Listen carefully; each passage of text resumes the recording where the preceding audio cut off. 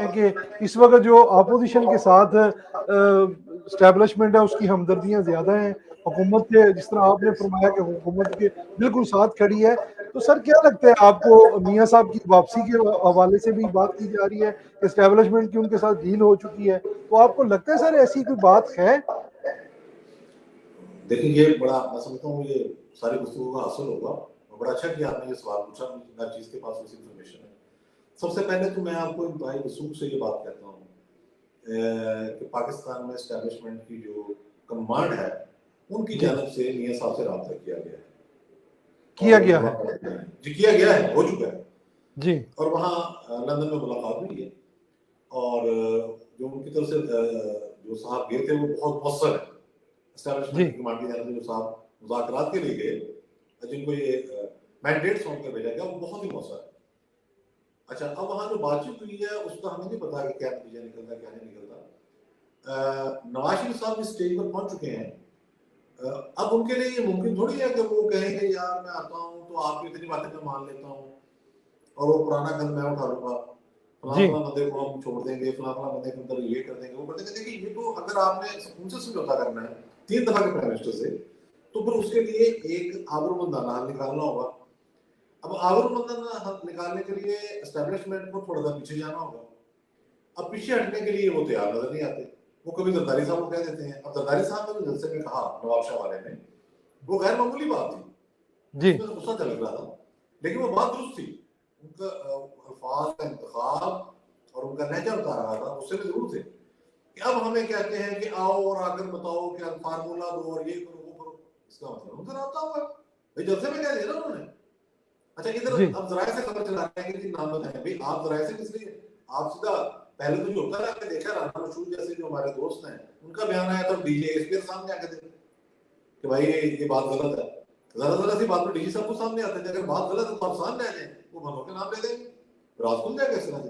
तो ये रात हर जगह कर रहे हैं। अब मामला ये है कि मुल्क के हालात को खराब करके इंटरनली और एक्सटर्नली दोनों तरफ जी, अगर आप स्पेस देने को तैयार नहीं होंगे तो फिर क्या बनेगा। तो राब्ते तो बिल्कुल हुए हैं, लेकिन अच्छा ग्रेटर कौन है?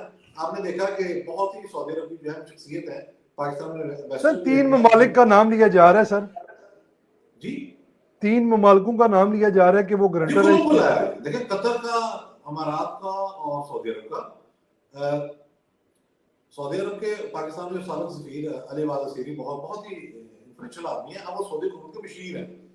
तो कल मिले हैं वो नवाज शरीफ साहब को लंदन में और उस मुलाकात के हवाले से खबरें शायद हुई हैं कि उन्होंने आगाह किया है इमरान हुकूमत के मुतल्लिक़ अपना मौक़िफ़ बताया उनको, सऊदी हुकाम को, और सऊदी हुकाम ने अपनी तरफ से कोई बातें की हैं। अच्छा, ये मामला सऊदी अरब की हद तक नहीं होता कि सऊदी अरब है या अमारात या कतर है, इसके पीछे वही ताकत होती है जो मुख्तलिफ ममालिक के अंदर हुकूमतों के निज़ाम को मैनिपुलेट करती है, वो पीछे होती है। वो कह देती है, जैसे मैं नाम ले देता हूँ, जैसे मुशर्रफ के मार्शल में नवाज साहब जो बाहर गए थे, एक्चुअली तो वो बिल क्लिंटन साहब थे। उन्होंने आगे पाकिस्तान ऐलान किया कि नवाज शरीफ को कोई जिस्मानी नुकसान नहीं पहुंचना चाहिए, मतलब इनको फांसी नहीं दी जा सकती। मुशर्रफ साहब फांसी देने के परतुले हुए थे। अब वो जब अमेरिका ने अपना प्रेशर डाल दिया और सबको नजर आ गया कि दूसरा रास्ता कोई नहीं है, तो अमेरिका ने सऊदी अरब से कहा और अमारात से कि हमने उनको कह दिया आप आगे हो गए, इस डील को जोड़ कर रखना है, तो एक मामला हो गया। तो मेरी अंडरस्टैंडिंग तो यह है कि इसके पीछे आलमी ताकतें भी हैं। अब आलमी ताकतों के जो हम जो समझ रहे हैं पाकिस्तान के हवाले से जो उनके मामला है वो बड़े ऐसे तरीके से चल रहे हैं। इस वक्त जो लोग चाहते हैं होता जा रहा है। स्टेट बैंक खुद मुख्तारी भी हो रही है जी, IMF के सब नीचे हम झुक चुके हैं मुकम्मल तौर पर, कर्जों का इतना बर्डन हो चुका है जिसकी कोई नहीं। अफगान इशू को अमेरिका की मर्जी के मुताबिक हल हो चुका है, वो अपनी मर्जी से आए थे, मर्जी से गए थे। अब जो कुछ ड्यूरल लाइन हो रहा है उसके हवाले से बहुत सारे लोग इस शक का इजहार कर रहे हैं कि इसके पीछे भी कुछ सुपर पावर है और ये मामला आगे जाएगा। एक साहब ने बड़ा अच्छा तबसरा किया कि अमेरिका जब भी गया कहीं से तो वहां कोई ना कोई ऐसा सुलह का मसला छोड़ गया जो प्रॉब्लम क्रिएट करे। इस तरह इंडिया के हवाले से आपने देख लिया कि वो कश्मीर ले गया और ज़ाहिर है कि इंटरनेशनल एस्टैब्लिशमेंट की मर्जी से लेकर गया ना, एक जगह पर तय पा गया था कि इस पर कोई एहतजाज या मामला नहीं होगा। तो ये चीजें टाइम के साथ साथ खुल के सामने आ रही हैं। तो सर जी